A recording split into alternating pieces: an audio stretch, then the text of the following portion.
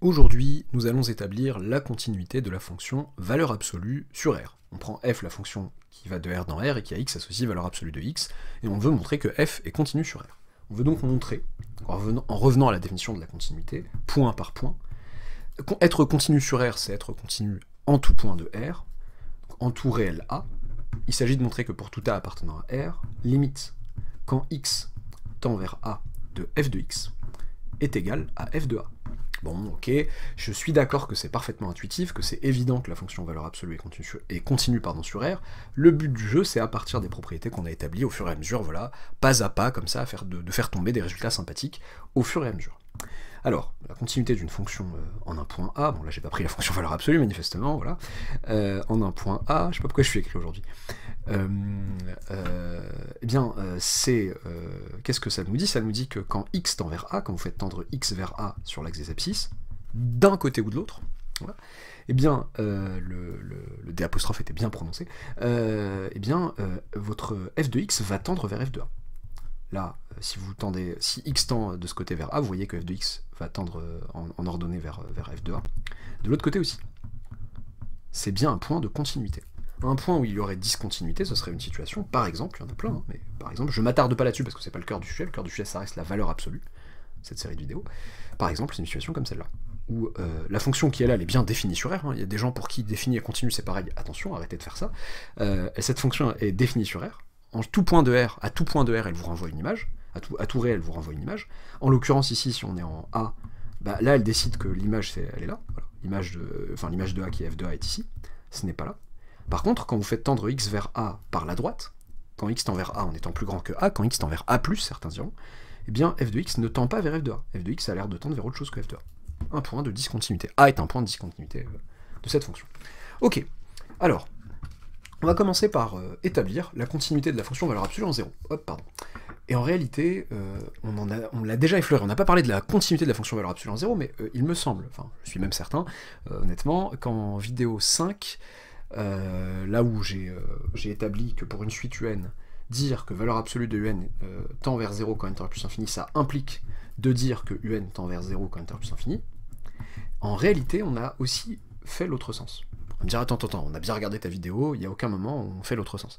En fait, si à la fin de la vidéo, quand je fais la seconde méthode et quand je reviens au quantificateur, et que j'arrive à une expression avec mes quantificateurs où j'ai du valeur absolue de UN moins 0 inférieur ou égal à epsilon, et je vous dis que c'est pareil que de dire que valeur absolue de UN inférieur ou égal à epsilon, qui est pareil que de dire que valeur absolue de UN inférieur ou égal à epsilon.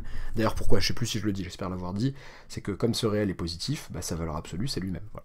Voilà pourquoi je retire la valeur absolue de l'extérieur, et ce qui revient à dire que valeur absolue de UN moins 0 est inférieur ou égal à epsilon. Donc ça, c'est équivalent à ça, ce qui permet de dire que la convergence en valeur absolue de UN vers 0 est équivalente à la convergence de UN vers 0 sans valeur absolue.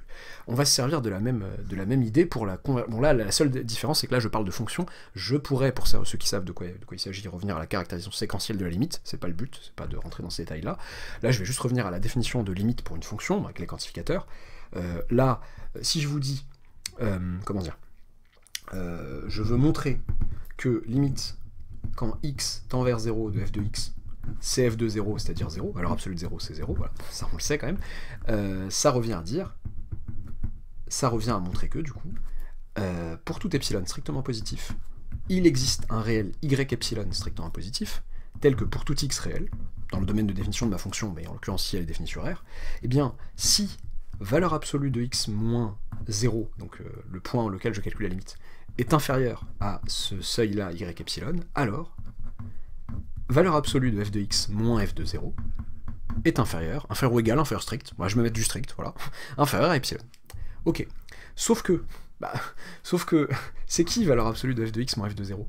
C'est, oui, ça, valeur absolue de f de x moins f de 0. C'est valeur absolue de x moins f de 0 qui est 0. Ah, on retrouve la même situation que nos UN.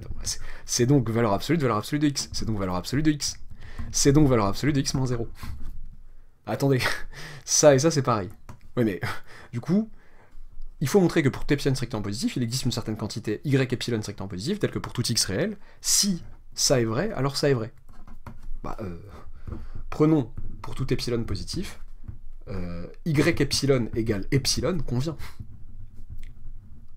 Ai-je l'assurance que pour un epsilon positif quelconque, strictement positif quelconque, il existe un y epsilon vérifiant tout ça? Bah oui, en prenant y epsilon égale epsilon. Pour tout epsilon strictement positif, je vous garantis l'existence de quelqu'un, qui en l'occurrence est epsilon, voilà, c'est cool, tel que cette implication est vraie, et cette implication devient même triviale, parce que bah, ça et ça c'est la même chose, en prenant y epsilon égale epsilon. Voilà, donc la continuité en 0 de la fonction valeur absolue est assez claire. Ok, pourquoi je me sers de cette continuité en 0? Pour ensuite ruser un petit peu, et dire maintenant, bon je vais pas, bon c'est bien gentil les quantificateurs, mais je vais montrer maintenant que, donc soit A appartenant à R, quelconque, nul ou pas, enfin je peux dire R étoile si je veux, parce que j'ai plié le cas pour 0, mais j'ai pas besoin. Montrons que limite, quand x tend vers A de f de x, égale f de A. Ok. C'est-à-dire de montrer, il s'agit de montrer que limite quand x tend vers A de valeur absolue de x est égale à valeur absolue de A. Ce qui revient à montrer que limite quand x tend vers A de valeur absolue de x moins valeur absolue de A, ça c'est une constante, j'ai le droit de la passer de côté, opération sur limite, somme de limites simple, et ben faut montrer que ça c'est 0. Et là j'ai envie, voilà, je dis pas, enfin, je trouve que c'est une manière sympa et cohérente, il y a peut-être d'autres cheminements à faire hein, pour pouvoir faire tomber ce genre de résultat, mais là je trouve ça joli parce que je vais pouvoir voilà, appuyer sur la cohérence de la série en disant attendez, ça vous fait pas penser à quelqu'un ça? Ça, c'est l'inégalité, la seconde inégalité triangulaire qu'on a vue, je crois, en troisième vidéo, si je dis pas de bêtises. En réalité, nous savons que pour tout x appartenant à R, valeur absolue de x moins valeur absolue de A en valeur absolue, c'est inférieur ou égal à valeur absolue de x moins A. Et je sais aussi que c'est positif. Pourquoi? Parce que c'est une valeur absolue. C'est valeur absolue de quelqu'un. Ce quelqu'un est moche, mais c'est une valeur absolue de quelqu'un. Voilà. Bah, je sais pas, je juge. Et du coup, moi, mon but, c'est de prouver que quand x tend vers A, ça tend vers 0. Bon bah, c'est cool ça. Limite, quand x tend vers A, de valeur absolue de x moins A, c'est égal, alors, on va y aller par étapes. On va enlever la valeur absolue, tiens, c'est 0, on est d'accord. Puis, par continuité de f de la fonction valeur absolue en l'occurrence, en 0, si vous me dites que le truc à l'intérieur tend vers 0, ben la limite quand x tend vers A de valeur absolue de x moins A, de f de x moins A en l'occurrence, ça c'est f de x moins A, et ben cette limite est égale à f de 0, qui n'est autre que 0. Ok. Théorème des gendarmes. J'aime bien ce théorème. J'aime trop la police. Théorème des gendarmes. J'aime trop les policiers. Donc, d'après le théorème des gendarmes, bon, cette quantité quand x tend vers A, elle tend vers 0, c'est une constante égale à 0. Donc d'après le théorème des gendarmes, je me permets toutes les abréviations de la Terre, vous ne vous les permettez pas, ceci dit, oui, en contrôle, limite quand x tend vers A de, de ce monsieur, de valeur absolue de x moins valeur absolue de A, égale 0. Ok. Donc limite, quand x tend vers A, de valeur absolue de f de x moins f de A, égale 0. Votre quantité en valeur absolue tend vers 0. Donc sans la valeur absolue, elle tend vers 0. D'où, vous pourrez me dire, là on pourrait m'attraper par le col en disant, attends, tu nous as fait ça pour les suites, tu nous as pas fait ça pour les fonctions. Ouais, c'est là exactement la même chose, s'il vous plaît. Si une quantité est en valeur absolue vers 0, alors cette quantité sans valeur absolue tend vers 0, CF la vidéo 5. D'où, limite, avec le même, si vous voulez refaire le même raisonnement, gendarme, etc., vous pouvez y arriver. Limite quand x tend vers A, voilà, de f de x moins f de A est égal à 0, c'est-à-dire que f de x tend vers f de A quand x tend vers A. On a établi la continuité de f en chaque point A. J'ai conscience du côté un peu artificiel de ça là. C'est-à-dire que, en réalité, de dire, enfin, pas de cet encadrement que je trouve stylé, du fait de dire que ça, c'est par continuité, c'est vrai, hein, c'est cool, ça permet de montrer que tout est cohérent, etc., mais ça, dire que quand x tend vers A, valeur absolue de x moins A tend vers 0, si on revient à la définition de la limite avec les quantificateurs, ça tombe immédiatement. Je voulais ramener ma fraise avec... ramener plutôt pas ma fraise à moi, mais la fraise de la continuité de f en 0, et de jouer de la continuité pour établir la continuité ailleurs. Mais je suis d'accord que ça peut... Je dis pas que c'est simple, hein, je dis ce que j'ai fait a le mérite de s'expliquer simplement. Sinon, il faut remettre les mains dans le cambouis des quantificateurs, et ça tombe rapidement. La difficulté qu'on trouve, faut pas... mon but n'est pas... Certains élèves, parfois j'ai eu des commentaires, un au moins déjà, et après le temps que cette vidéo-là sortira, parce que bon, c'est l'été, vous vous en doutez bien qu'on les sort un peu au compte-gouttes, histoire d'eux, donc je sais pas combien de commentaires sur ce sujet j'aurais eu à ce moment-là.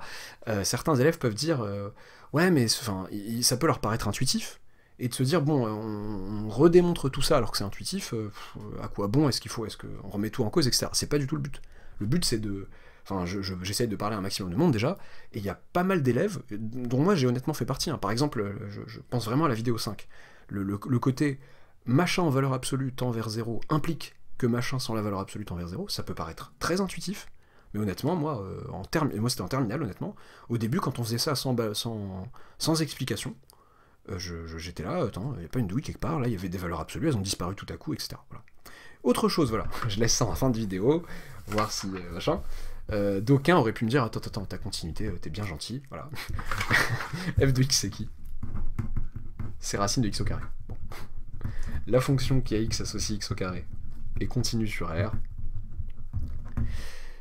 et à valeur dans R+, donc elle nous renvoie toujours dans R+, et ça tombe bien, la fonction à l'extérieur, là, la fonction qui a x associe racine de x, la fonction racine carrée, est continue sur R+. Oui, continue sur R+, hein, pas de doute, en 0, elle est juste pas dérivable. Ok, donc par composition, par composé de fonctions dérivables, par composé de fonctions dérivables, non, non, continue, pardon, par le de la dérivabilité en 2 jours, eh bien, f est continue sur R. J'en ai bien conscience, quand même, mais voilà, le but c'était de jouer un peu, de pas introduire tout ça, de faire comme si... Là, ce qui est intéressant, c'est comme si on revenait un peu en mode... avec vraiment des outils de base, sans la racine carrée, sans des fonctions compliquées, etc. Enfin, compliquées, elles sont pas tant si compliquées que ça, mais de pouvoir se dépatouiller avec juste la valeur absolue. Et donc c'est ça qui était plutôt sympathique. J'espère que ça vous aura plu. N'oubliez pas de vous abonner si ce n'est pas encore fait, d'activer la petite cloche des notifications, et à bientôt pour une nouvelle vidéo.